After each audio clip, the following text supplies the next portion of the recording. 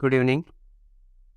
Welcome to today's session of Current Affairs. First news is about Odisha Statehood Day, that is Formation Day of Odisha, which is also known as Utkal दिवस, जिसे उत्कल दिवस के नाम से भी जाना जाता है, जिस दिन उड़ीसा का फॉर्मेशन हुआ था। फॉर्मेशन 1 अप्रैल 1936 को हुआ था और ये लिंग्विस्टिक बेसिस पे किया गया था। Odia speaking peoples, Madras presidency के आसपास जो लोग ओडिया स्पीकिंग पीपल लोग रहते हैं, उन लोगों ने एक अलग डिस्ट्रिक्ट का डिमांड किया था उस टाइम पे, जो कि 1936 के टाइम पे जब ब्रिटिश रूल चल रहा था, उस टाइम ये उनकी मांग को पूरी की गई थी और उड़ीसा एक अलग स्टेट बनाया गया था। तो 1 अप्रैल 1936 को बनाया गया था, इसलिए आज के दिन उड़ीसा स्टेटहुड डे की तरह मनाया जाता है। सेकेंड न्यूज़ है प्रिवेंशन ऑफ ब्लाइंडनेस वीक। 1 अप्रैल से 7 अप्रैल तक प्रिवेंशन ऑफ ब्लाइंडनेस वीक की तरह गवर्नमेंट ऑफ इंडिया ने एक कैंपेन कंडक्ट कर रही है, जिसके थ्रू वो लोगों को एजुकेट करेंगे कि कैसे अपने आँख को हेल्दी रख सकते हैं लॉन्ग टर्म के लिए, और ब्लाइंडनेस से कैसे बचा जा सके, आँखों की कौन कौन सी बीमारियाँ होती है, क्या क्या खाया जाए आँख को हेल्दी रखने के लिए।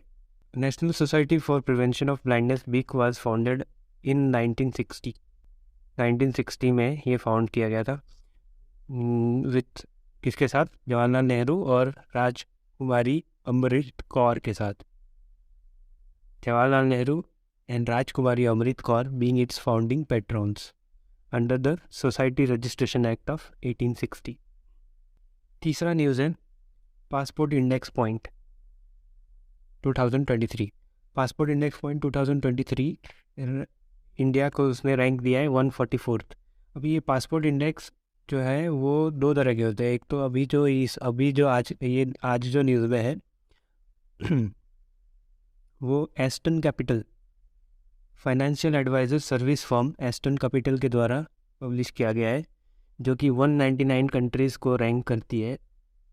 और कौन से क्राइटेरिया पे रैंक करती है? It is visa free visits, visa on arrival, e visa, electronic travel authorisation, ये सब उनके क्राइटेरिया है, जिसके हिसाब से उन लोग 199 कंट्रीज़ को रैंक करती है, जिसमें इंडिया को इस बार उन लोगों ने 144th रैंक दिया है। पिछले साल जो कि 138th रैंक पे थी, इस बार स्लिप होकर 144th पे चली गई है। तो इसके हिसाब से India according to this report, India 59 countries में विदाउट वीज़ा ट्रैवल, हम जैसे इंडियन लोग 59 कंट्रीज़ में विदाउट वीज़ा ट्रैवल कर सकते हैं। एक और पासपोर्ट इंडेक्स होता है जो कि हेनले पासपोर्ट इंडेक्स होता है, जिसमें हेनले पासपोर्ट इंडेक्स, जो कि आज न्यूज़ में नहीं है, लेकिन इंडिया उसमें 85th रैंक पे थी और जापान ने टॉप किया था। आप मुझे कमेंट में बताइए कि हेनले पासपोर्ट इंडेक्स का हेडक्वार्टर कहाँ पे है। नेक्स्ट एक दो और इंडेक्स देख लेते हैं। तो वर्ल्ड हैप्पीनेस इंडेक्स में इंडिया का रैंक है 126। वर्ल्ड हैप्पीनेस इंडेक्स इंडिया का रैंक है 126, जिसमें फिनलैंड ने टॉप किया है। आज से कुछ दिन पहले न्यूज़ में था फिनलैंड ने टॉप किया और सबसे लास्ट अफगानिस्तान आई है। उसी से रिलेटेड एक और है ग्लोबल टेररिज्म इंडेक्स 2023, जो कि कौन पब्लिश करती है? Institute of economics and peace, IEP, institute of economic and peace publish करती है ग्लोबल टेररिज्म इंडेक्स 2023 में। इंडिया को 13th रैंक मिला है, उसमें अफगानिस्तान सबसे लास्ट पे है फिर से, जिसमें 163 कंट्रीज़ को रैंक किया जाता है, जिसमें इंडिया 13th रैंक पे, जिसका हेडक्वार्टर सिडनी में है, ग्लोबल टेररिज्म इंडेक्स का। अभी नेक्स्ट आज का न्यूज़ देखते हैं, जिसमें पार्किंसन डिजीज़ के बारे में है।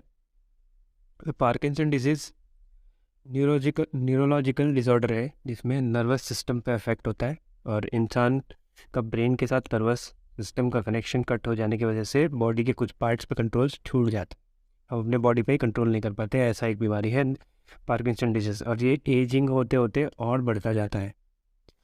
अभी ये न्यूज़ में क्यों है? न्यूज़ में इसलिए है क्योंकि अभी एक रिसर्च में पाया गया है कि फिज़िकल एक्सरसाइज करने से, योगा या फिर दौड़ने से, एक्सरसाइज जो भी हो सके वो करने से, इसकी सीवियरिटी को इम्प्रूव किया जा सकता है। इस बीमारी से थोड़ा बहुत राहत पाया जा सकता है फिज़िकल एक्सरसाइज करने से। अब तक पार्किंसन डिजीज़ का कोई परफेक्ट क्योर तो नहीं मिला है, लेकिन ये रिसर्च पाया गया है कि आप फिज़िकल एक्सरसाइज करोगे तो उसमें थोड़ा बहुत राहत मिलेगी आपको।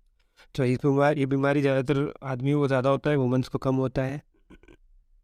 इस बीमारी में नर्वस सिस्टम से डोपामिन प्रोड्यूस करने की जो क्षमता है वो इंसान में कम हो जाता है, जिसकी वजह से ट्रेमर्स आते हैं, मतलब हाथ पैर कांपते हैं, हम जो करना चाहते हैं वो नहीं होता है, हाथ पैर उल्टा सीधा कांपता है, नमनेस आ जाती है, वीकनेस आ जाती है, स्लोनेस आ जाती है हमारे अंदर इस बीमारी के अंदर।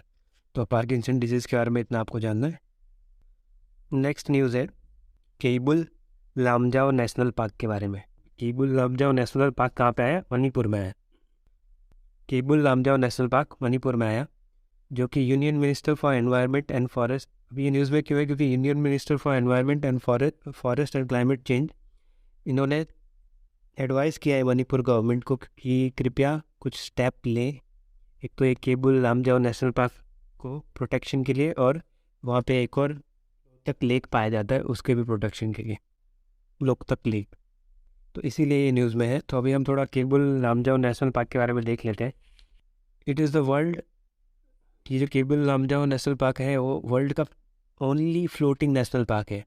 फ्लोटिंग नेशनल पार्क क्यों? क्योंकि यहाँ पे ये फुंडीज़ पाए जाते हैं, फुंडीज़, ये लेक में जो फुंडी पाए जाते हैं वही यहाँ पर भी है, केबुल लामजाओ नेशनल पार्क वो।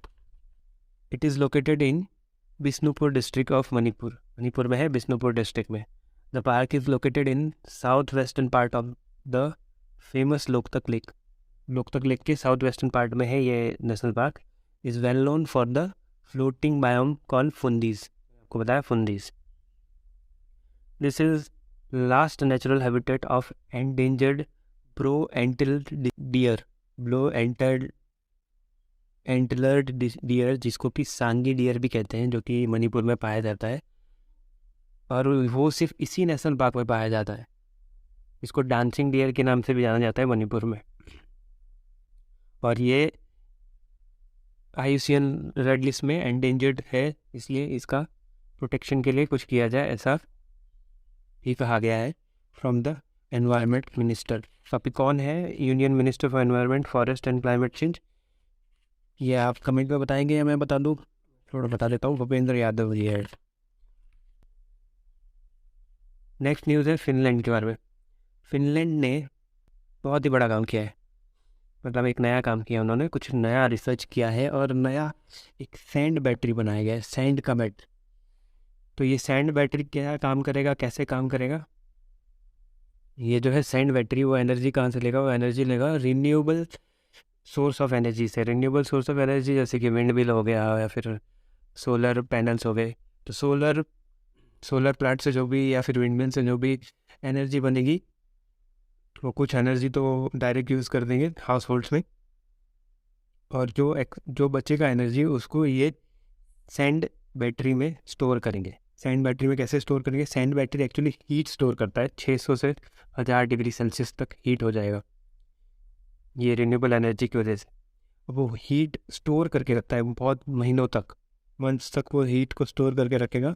और फिर बाद में वो हीट 2-3 महीने के बाद जब धूप नहीं रहेगा वहाँ पे, ठंडे प्रदेश में जब बहुत ठंडी पड़ेगी, तो ये घरों को गर्म करने में यही हीट काम आएगी।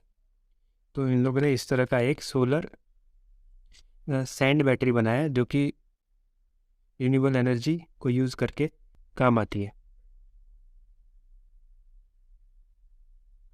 नेक्स्ट न्यूज़ है संगीता कलानिधि अवार्ड। अब ये संगीता कलानिधि अवार्ड जो है ये मद्रास म्यूज़िक अकादमी के द्वारा दिया जाता है, और ये कर्नाटिक म्यूज़िक के लिए दिया जाता है। हमारे देश में 2 तरह के म्यूज़िक है, एक तो कर्नाटिक म्यूज़िक और हिंदुस्तान क्लासिकल म्यूज़िक।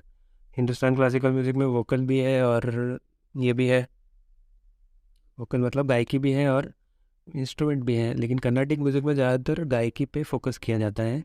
और ये साउथ इंडिया में ज़्यादातर रहता है, जैसे कि केरला हो गया, तमिलनाडु हो गया, उस तरह के, और ख़ास करके श्रीलंका में भी ये प्रैक्टिस की जाती है कर्नाटिक म्यूज़िक। और ये जो है संगीता कलानिधि अवार्ड, ये आपको याद रखना है कि कर्नाटिक म्यूज़िक का हाईएस्ट अवार्ड है, और इस बार ये दिया जा रहा है एक लेडी को जिनका नाम है बॉम्बे जयश्री।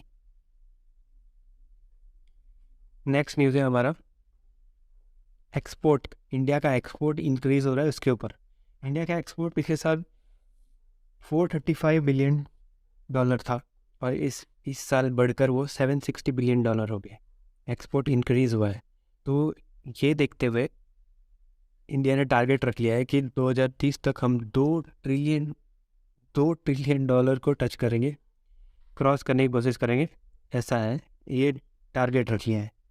क्यों टारगेट रख दिया है? क्योंकि डिफेंस का भी एक्सपोर्ट इंक्रीज़ हुआ है। अभी हमने न्यूज़ में रिसेंटली देखा होगा कि डिफेंस का एक्सपोर्ट भी इंक्रीज़ हुआ है, इंडिया डिफेंस की चीज़ों को ज़्यादा एक्सपोर्ट कर रही है। और क्यों है? और भी इसमें रीज़न है कि फ्री ट्रेड एग्रीमेंट बहुत सारे कंट्रीज़ के साथ की, जैसे कि यूएई, कनाडा, इसराइल और भी लोगों के साथ करेगी। टॉप पे एक्सपोर्ट पे तो फिलहाल तो चाइना है, सेकंड नंबर पे यूएसए है, इंडिया भी बहुत पीछे है, लेकिन धीरे धीरे $2 ट्रिलियन तक इस साल यूएसए 1.5 तक 1.5 ट्रिलियन डॉलर किया है। तो इंडिया उसको क्रॉस करने के लिए टारगेट रखा है कि 2030 तक हम $2 ट्रिलियन तक करेंगे एक्सपोर्ट। नेक्स्ट न्यूज़ है कि पाकिस्तान से 1947 में जब हमारा देश आज़ाद हुआ था, तब जो कुछ पंजाबी और सिख लोग वहाँ से इंडिया में आके बसे थे, उनको 5.5 लाख पर फैमिली को देने की सरकार ने कहा था, एक स्कीम था। लेकिन अभी तक वो उसमें सिर्फ 900 या 903 फैमिलीज़ को ही ये दिया गया है। इसके लिए काफ़ी प्रोटेस्ट हो रहा है, इसलिए ये न्यूज़ में है। उसके अंतर्गत 5764 एलिजिबल फैमिलीज़ हैं, जिसमें से सिर्फ अभी 903 फैमिलीज़ को ही 5.5 लाख पर फैमिली के हिसाब से देना था वो इंडियन गवर्नमेंट को। नेक्स्ट न्यूज़ है ऑस्ट्रेलिया का लिथियम के बारे में। ऑस्ट्रेलिया के पास जो लिथियम है, लिथियम का जो भंडार है, वो सिर्फ ज़्यादातर चाइना के साथ ही बिजनेस करती है लिथियम को लेकर। तो ऑस्ट्रेलिया अभी थोड़ा डाइवर्सिफाई होना चाहती है, चाइना के अलावा और भी देशों के साथ अपना लिथियम शेयर करना चाहती है, या फिर लिथियम का बिजनेस एक्सपांड करना चाहती है। तो इंडिया के साथ हो गया, आसपास के देशों के साथ करना चाहती है। अभी रिसेंटली इंडिया को भी लिथियम का कुछ जम्मू एंड कश्मीर में मिला है, हमने देखा था। नेक्स्ट न्यूज़ है गोल्ड के ऊपर। अभी आज 1 अप्रैल है, 1 अप्रैल से गोल्ड के ऊपर सरकार ने HUID मार्क मैंडेटरी कर दिया है। HUID कोड मैंडेटरी कर दिया है कि अभी से HUID कोड के बिना सोना नहीं बिकेगा। पहले से एक तो था ही कि हॉलमार्क है तो सोना है, अभी HUID कोड भी होना ही चाहिए उसके ऊपर। अभी हॉलमार्क क्या होता है? हॉलमार्क आप लोग ने सोना की ज्वेलरी जब भी आप लेने जाते हैं तो उनके ऊपर देखा होगा कि 22K, जैसे कि 916 ऐसा लिखा होता है। 22K और क्या होता है? 22 कैरेट का गोल्ड है। 916 मतलब 91.6% उसमें गोल्ड है। भी HUID क्या होता है? Hallmark unique identification number. HUID का फुल फॉर्म है हॉलमार्क यूनिक आइडेंटिफिकेशन नंबर। ये भी अभी गवर्नमेंट ने मैंडेटरी कर दिया है, सोना के ऊपर होना ही चाहिए, नहीं होगा तो नहीं बिकेगा। अब ये हॉलमार्क यूनिक आइडेंटिफिकेशन नंबर जो होता है वो क्या काम आएगा? वो 6 डिजिट का आइडेंटिफिकेशन नंबर होगा, जो कि अल्फ़ा न्यूमेरिक होगा। उसको आप, एक ऐप है जो कि गवर्नमेंट ने लॉन्च कर दिया है, BIS केयर ऐप। इस ऐप में जब आप इस 6 डिजिट हॉलमार्क HUID नंबर डालेंगे तो आपको सोने का जेन्युइनिटी पता चल जाएगा। इससे काफ़ी ठगी से बचा जा सकता है। हमारे देश में लोगों को काफ़ी सोने के नाम पे गलत सोना दिया जाता था, 18 कैरेट का बोल के 14 कैरेट का दिया जाता था, तो वो सब आपको पता चल जाएगा। अभी थोड़ी देर पहले हमने देखा था कि आज फर्स्ट न्यूज़ देखा था कि 1 अप्रैल को फॉर्मेशन डे ऑफ ओडिशा था। तो 30 मार्च को भी कोई फॉर्मेशन डे था एक राजस्थान का, वो भी आप जान लीजिए। 30 मार्च को राजस्थान का फॉर्मेशन डे था। पहले राजस्थान का फॉर्मेशन डे कब हुआ था? March 30, 1949। ये आज़ादी के बाद हुआ है। ओडिशा का आज़ादी के पहले हुआ था, ये आज़ादी के बाद हुआ है। तो राजस्थान में 22 प्रिंसली स्टेट थी, जो कि अलग अलग थी, सबके राजा अलग अलग थे और सब मिलना नहीं चाहते थे। 9-10 लोग पहले मिलना चाहते, मतलब 9-10 लोगों ने जुड़ने का सोचा मध्य भारत के साथ, फिर उन्होंने अलग से अपना राजस्थान बनाया 9-10 लोगों ने, और बाकी के लोग जुड़ नहीं देते। फाइनली सरदार वल्लभ भाई पटेल जी, उन्होंने आकर March 30, 1949 को सबको जुड़ने पर मजबूर किया और राजस्थान हमारा ग्रेटर राजस्थान बना, जो कि स्टेट रीऑर्गेनाइजेशन एक्ट 1956 के अंतर्गत राजस्थान सबसे बड़ा स्टेट बना हमारे पूरे इंडिया का, largest state in square kilometre, जिसका एरिया है 3,42,239 स्क्वायर किलोमीटर एरिया है राजस्थान का, जो कि इंडिया का सबसे लार्जेस्ट स्टेट बना। आज के लिए इतना ही न्यूज़ है, और क्विज़ में आपके लिए लेके आऊँगा। इस न्यूज़ में से आपको उसका जवाब कमेंट में देना है। Thank you for being here.